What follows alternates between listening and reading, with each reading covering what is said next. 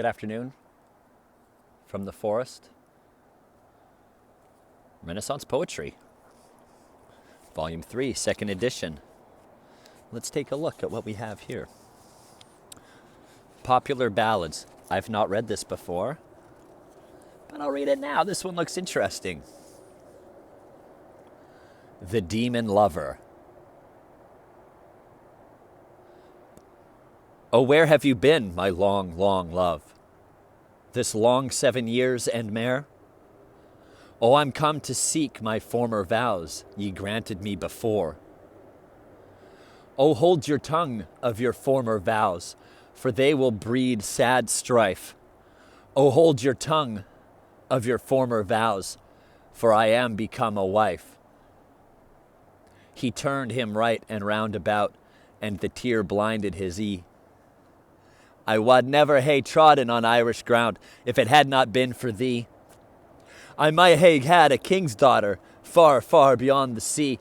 I might have had a king's daughter had it not been for love o' thee. If ye might have had a king's daughter, yoursel had to blame. Yoursel ye had to blame. Ye might have taken the king's daughter, for ye kenned that I was nane. If I was to leave my husband dear, and my 2 babes also, oh, what have you to take me to, if with you I should go? I hae 7 ships upon the sea, the 8th brought me to land, with 24 bold mariners, and music on every hand. She has taken up her 2 little babes, kissed them baith cheek and chin. Oh, fare ye weel, my ain 2 babes, for I'll never see you again.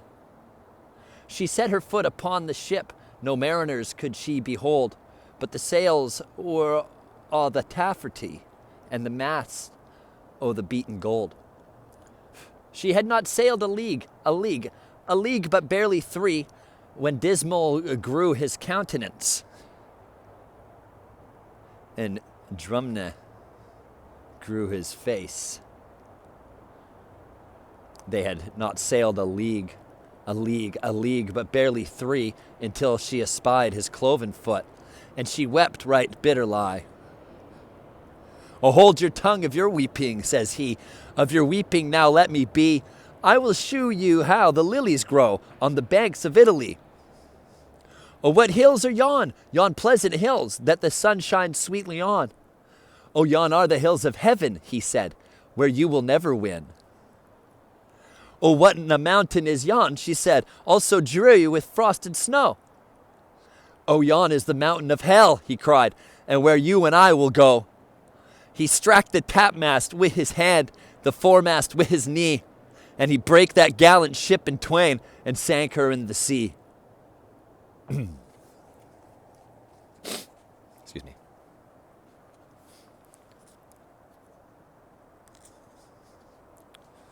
Again, I've not read this before. Just gonna choose something. Let's change the tone. That was a little dark, but good. Here we go. Sir Edward Dyer. My mind to me a kingdom is. My mind to me a kingdom is. Such perfect joy therein I find, that it excels all other bliss, which God or nature hath assigned. Though much I want that most would have, yet still my mind forbids to crave. No princely port, no wealthy store, no force to win a victory, no wily wit to salve a sore, no shape to win a loving eye. To none of these I yield as thrall, for why my mind despise them all. I see that plenty surfeit oft, and hasty climbers soonest fall. I see that such as are aloft mishap doth threaten most of all. These get with toil and keep with fear, such cares my mind can never bear. I press to bear no haughty sway, I wish no more than may suffice. I do no more look than well I may. Look, what I want my mind supplies. Lo, thus a triumph like a king, my mind content with anything. I laugh not at another's loss, nor grudge not at another's gain. No worldly waves my mind can toss. I brook that is another's bane. I fear no foe, nor fawn on friend. I loathe not life, nor dread mine end. My wealth is health and perfect ease, and conscience clear my chief defense. I never seek by bribes to please, nor by desert to give offense. Thus do I live, thus will I die. Would all did so as well as I. Would all did so as well as I! Exclamation. Wah!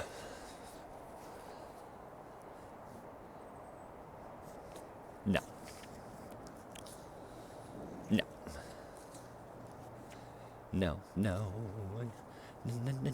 No.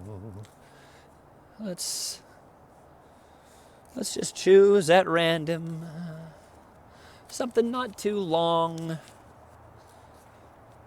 Ooh, The Garden of Adonis, The House of Holiness, Edmund Spenser, Hero and Leander, Christopher Marlowe, William Shakespeare.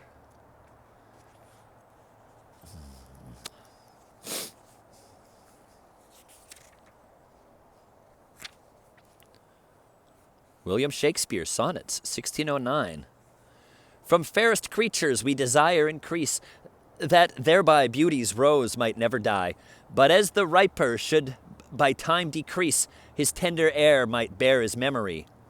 But thou, contracted to thine own bright eyes, feedest thy light's flame with self-substantial fuel, making a famine where abundance lies, thyself thy foe, to thy sweet self too cruel. Thou that art now the world's fresh ornament, and only herald to the gaudy spring, within thine own bud buriest thy content, and, tender churl, makest waste in niggarding. Pity the world, or else this glutton be, to eat the world's due by the grave and thee, when 40 winters shall besiege thy brow, and dig deep trenches in thy beauty's field. Thy youth's proud livery, so gazed on now, will be a tattered weed of small worth held.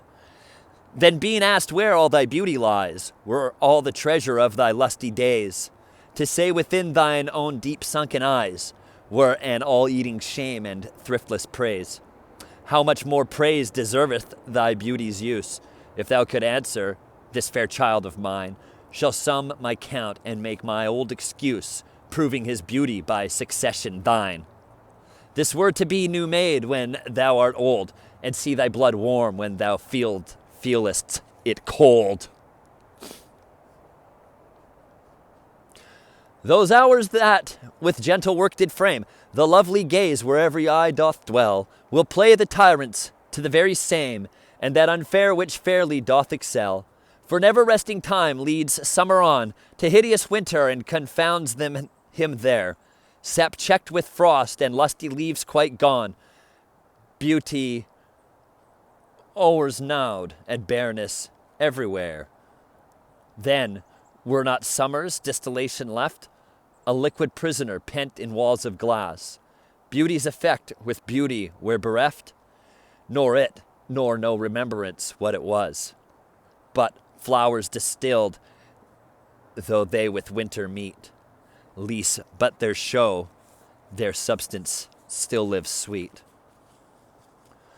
When I do count the clock that tells the time, and see the brave day sunk in hideous night, when I behold the violet past prime, and sable curls all silvered o'er with white, when lofty trees I see barren of leaves, which erst from heat did canopy the herd, and summer's green all girded up in sheaves, borne on the bier with white and bristly beard, then of thy beauty do I question make, that thou among the wastes of time must go, since sweets and beauties do themselves forsake, and die as fast as they see others grow. And nothing 'gainst time scythe can make defense, save breed to brave him when he takes thee hence.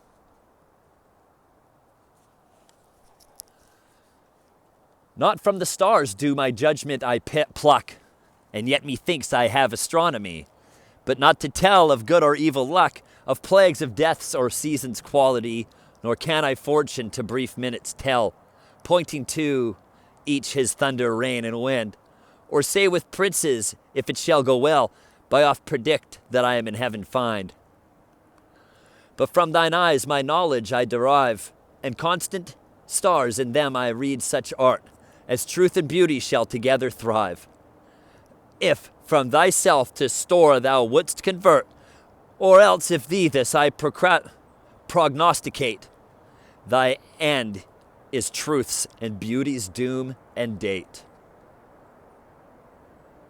When I consider everything that grows, holds in perfection but a little moment, that this huge stage presenteth naught but shows, whereon the stars in secret influence comment. When I perceive that men as plants increase, cheered and checked even by the self-same sky, vaunt in their youthful sap at height decrease, and wear their brave state out of memory. Then the conceit of this inconstant stay sets you most rich in youth before my sight, where wasteful time debateth with decay to change your day of youth to sullied night, and all in war with time for love of you, as he takes from you, I engraft you new. Shall I compare thee to a summer's day? Thou art more lovely and more temperate. Rough winds do shake the darling buds of May, and summer's lease hath all too short a date.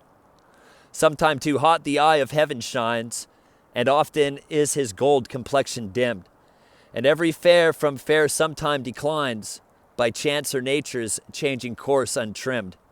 But thy eternal summer shall not fade, nor lose possession of that fair thou owest, nor shall death brag upon thou wanderest in his shade, when in eternal lines to time thou growest. So long as men can breathe or eyes can see, so long lives this, and this gives life to thee. Devouring time, blunt thou the lion's paws, and make the earth devour her own secret brood. Pluck the keen teeth from the fierce tiger's jaws, and burn the long-lived phoenix in her blood. Make glad and sorry seasons as thou fleetest, and do whate'er thou wilt, swift-footed time, to the wide world and all her fading sweets. But I forbid thee one most heinous crime. Oh, carve not with thy hours my love's fair brow, nor draw no lines there with thine paint, with thine antique pen. Him in thy course untainted do allow, for beauty's pattern to succeeding men. Yet do thy worst, old time, despite thy wrong. My love shall in my verse ever live young. Word.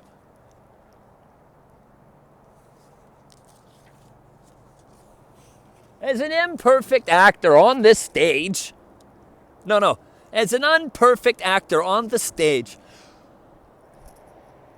who,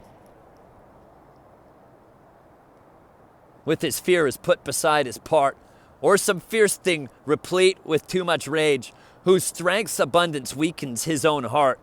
So I, for fear of trust, forget to say the perfect ceremony of love's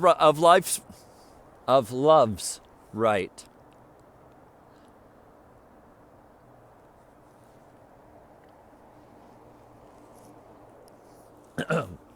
Excuse me.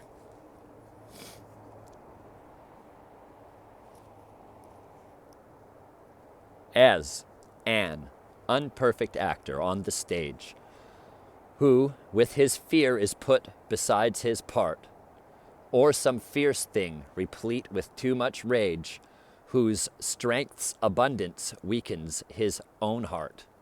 So I, for fear of trust, forget to say the perfect ceremony of love's right, and in mine own love's strength seem to decay, o'ercharged with burden of mine own love's might.